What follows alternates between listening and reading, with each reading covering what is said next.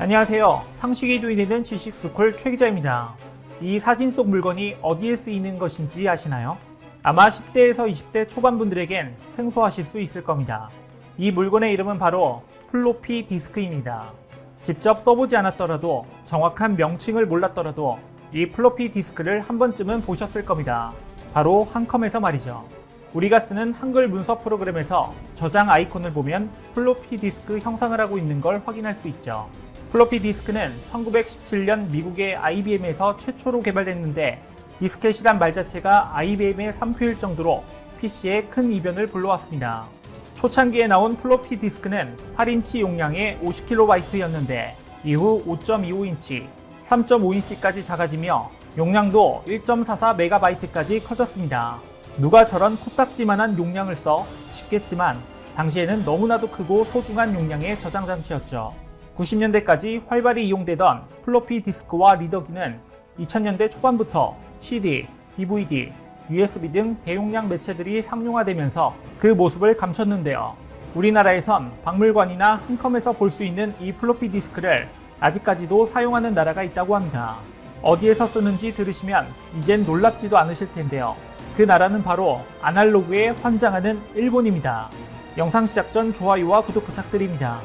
최근 일본의 한 매체에서 일본은행의 근황이 보도돼 화제가 되고 있습니다. 우리나라에선 2007년 이후 사용하지 않아 유물 수준으로 여기던 플로피 디스크를 일본은 2021년이 다가오는 지금에야 사용을 중지한다고 밝혔기 때문인데요. 매체는 지난 11월 30일 지방은행 플로피 디스크 사용 종료라는 제목으로 플로피 디스크의 제조가 중단된다는 이유로 은행에서도 사용 중단이 진행되고 있다고 전했습니다.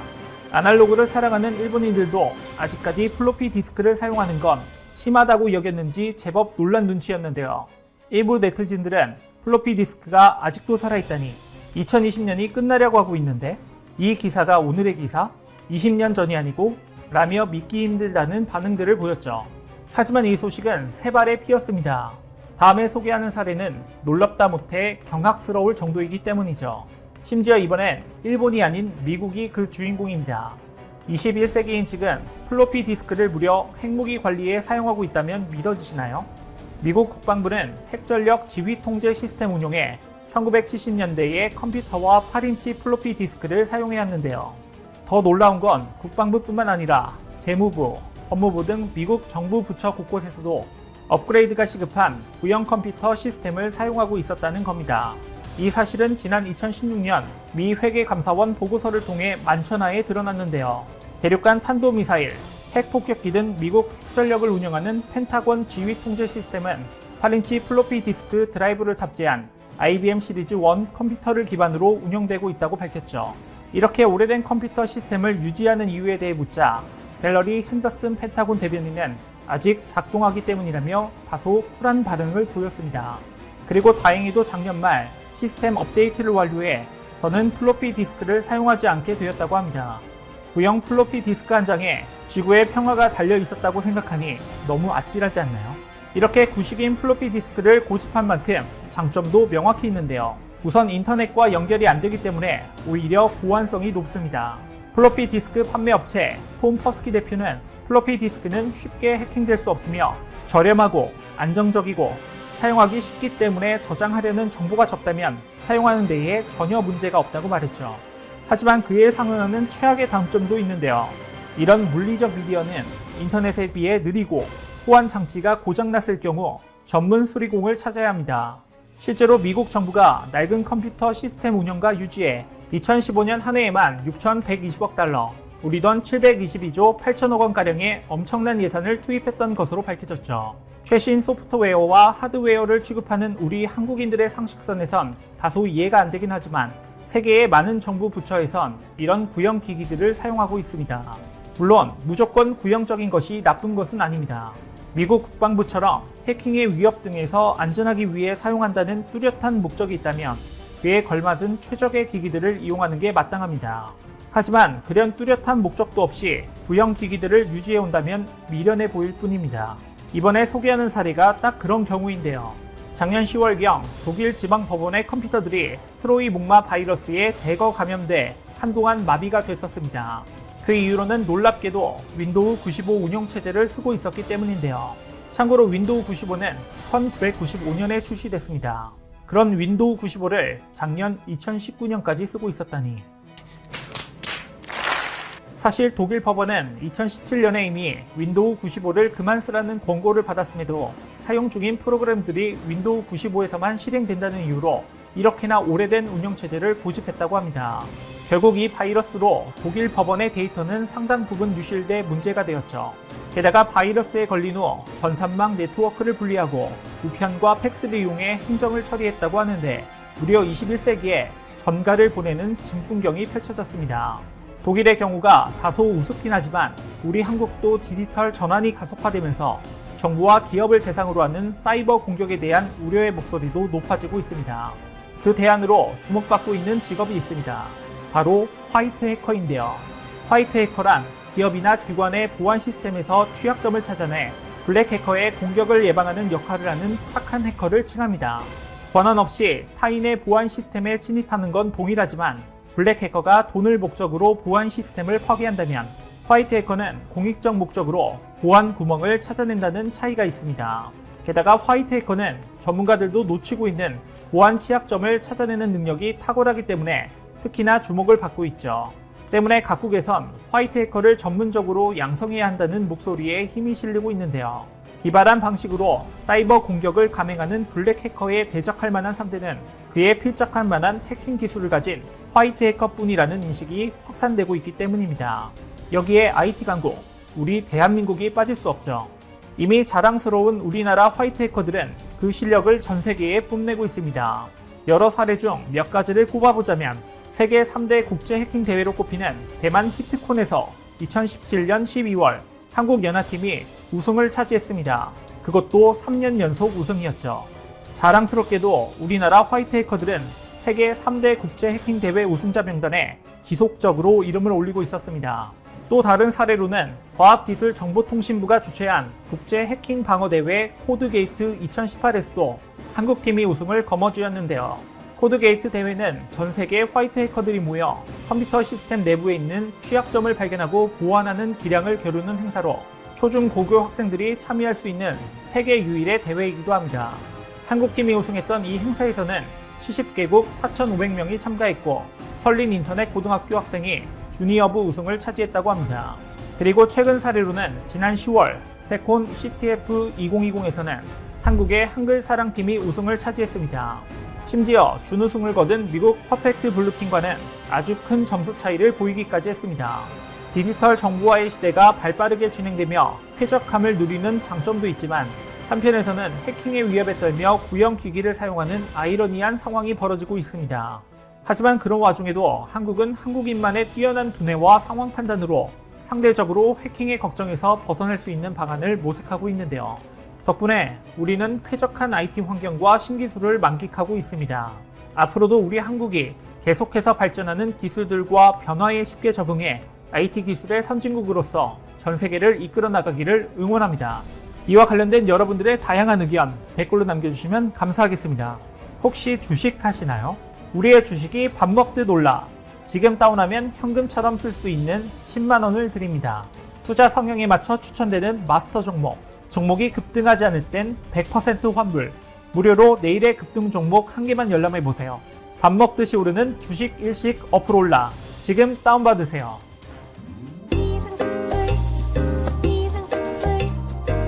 주식을 모르면 이상스쿨.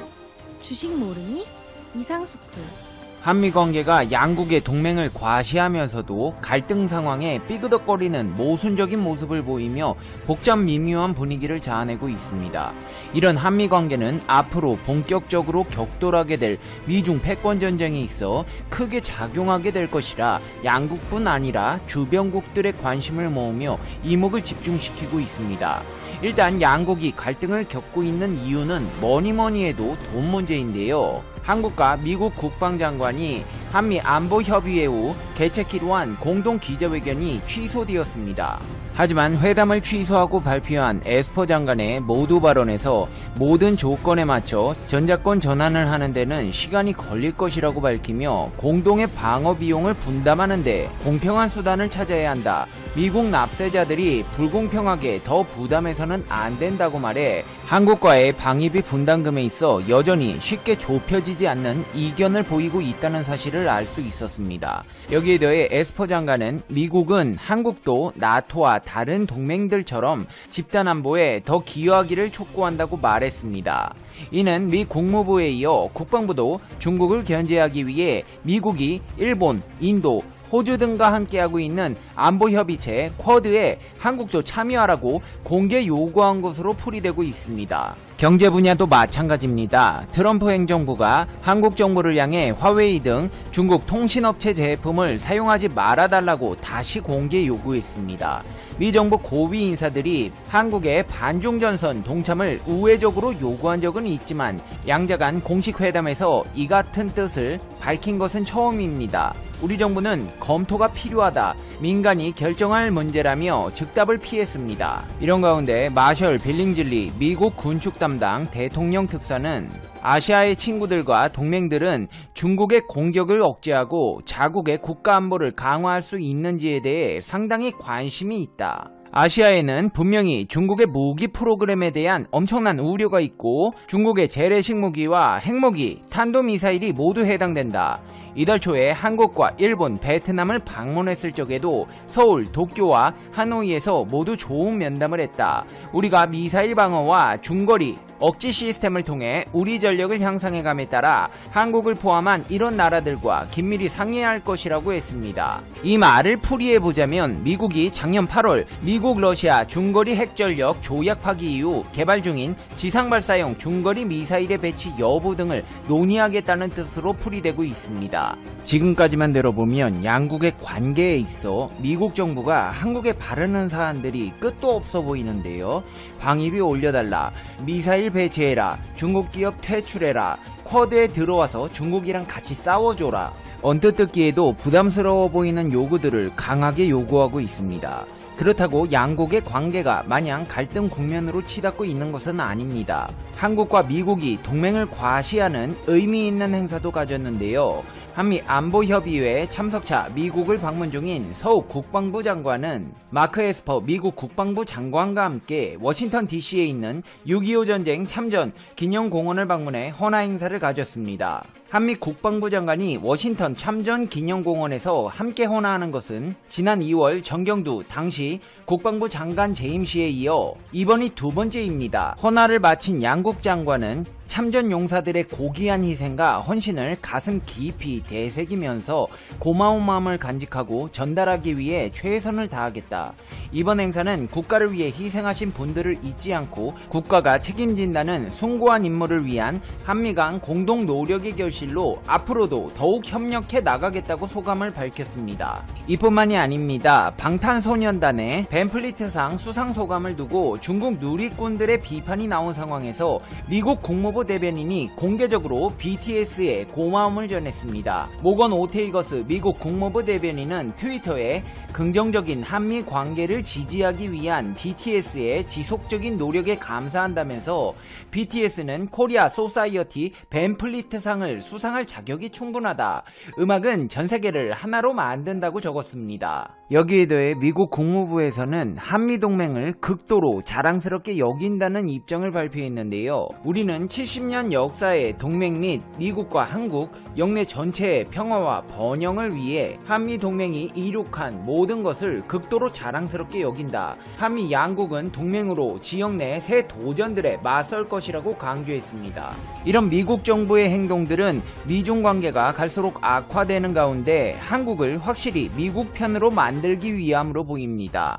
실제로 중국은 미국과의 무역전쟁에서 나름대로 선방하고 있는 것으로 보입니다. 미국이 관세 폭탄을 부과하며 날을 세우는 상황에서도 국제무역지위는 더욱 강화된 것으로 나타났는데요. 블룸버그 통신에 따르면 중국의 지난 9월 수출이 지난해 같은 달보다 약 10% 늘어나면서 세계의 지배적인 무역국가로서의 위상을 공고히 했다고 보도했습니다. 중국 관세청에 해당하는 해관 타이완 총선은 9월 수출이 9.9% 늘어난 2,397억 달러, 약 275조 6,550억 원을 기록했다고 밝혔습니다. 이는 4개월 연속 증가했으며 증가폭도 8월에 9.5%를 상회한 2019년 3월 이래 최대 수준이었습니다. 블룸버그 통신은 코로나19 대유행과 미국과의 무역 전쟁으로 인해 중국의 경제적 위상이 쪼그라들 것이라는 그간의 예상이 이로써 빗나갔다고 했습니다. 올해 성장 전망치도 1.9%, 2021년에는 8.2%로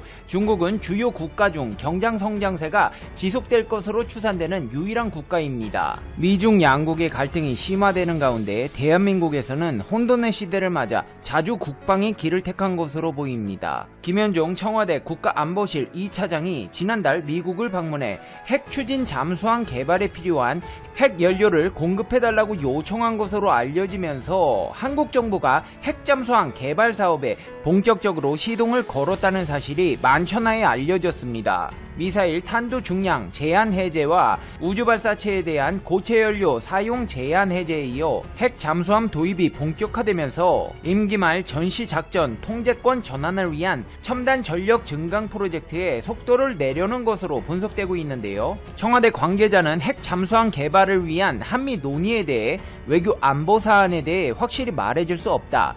국익에 관한 문제니 신중한 접근을 당부드린다고 말했습니다. 핵 잠수함 개발과 관련해 구체적인 언급은 하지 않았으나 한미 간 협상이 진행 중이라는 점은 부인하지 않은 셈입니다. 지난달 중순 한국 국가안보실에서 미국을 방문해 한국의 핵 잠수함 개발 계획을 설명하고 이를 위한 핵연료, 전홍축 우라늄을 미국에서 공급받고 싶다는 뜻을 전했고 미국은 일단 난색을 표했지만 청와대는 연료 공급 문제 등을 포함해 핵 잠수함 문제를 계속 풀어나가겠다는 입장입니다. 한국 측에서 이렇게 핵 잠수함 개발에 박차를 가하며 연료 공급을 타진한 것도 가급적 11월 미국 대선 이전에 핵 잠수함 도입을 위한 물꼬를 트겠다는 포석이라는 것입니다. 외교가에서는 미국 내에서 주한미군 감축 가능성, 방위비 갈등 등이 지속적으로 나오는 상황에서 하우스 대 하우스, 청와대 대 백악관 차원에서 미국을 설득해 자주 국방력을 확충하고 미국의 의존도를 줄이겠다는 전략으로 보인다고 말했습니다. 핵 잠수함 개발을 위해선 우라늄 확보가 필수적인데요. 2015년 개정된 한미 원자력 협정에 따르면 양국 협의를 전제로 미국산 우라늄에 한해 20%